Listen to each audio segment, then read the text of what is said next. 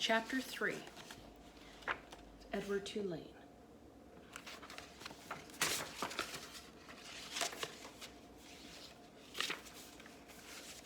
She is called the Queen Mary, said Abeline's father, and you and your mamma and I shall sail on her all the way to London. What about Pellegrina? Asked Abeline. I will not go, said Pellegrina. I will stay. Edward, of course, was not listening. He found the talk around the dinner table excruciatingly dull. In fact, he made a point of not listening if he could help it. But then Abeline did something unusual, something that forced him to pay attention. As the talk around the ship continued, Abeline reached for Edward and took him from his chair and stood him in her lap. And what about Edward? She said, her voice high and uncertain. What about him, darling? Said her mother.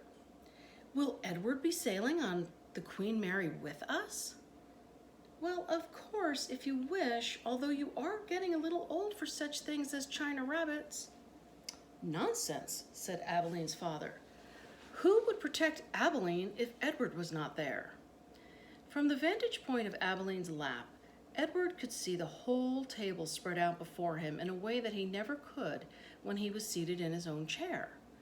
He looked upon the glittering array of silverware and glasses and plates. He saw the amused and condescending looks of Abeline's parents, and then his eyes met Pellegrina's.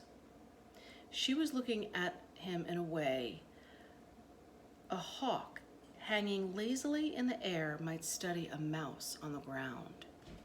Perhaps the rabbit fur on Edward's ear and tail and whiskers on his nose had some dim memory of being hunted, for a shiver went through him. Yes, Pellegrina said, without taking her eyes off Edward. Who would watch after Abeline if the rabbit were not there?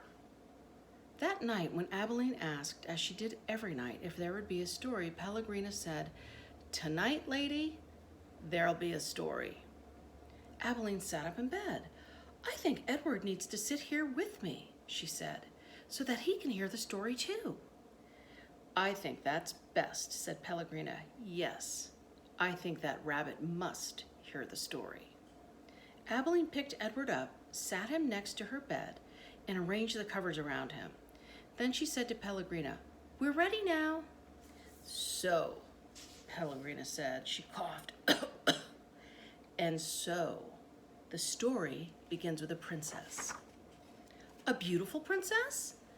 Abeline asked. A very beautiful princess. How beautiful? You must listen, said Pellegrina. It's all in the story. End of chapter 3.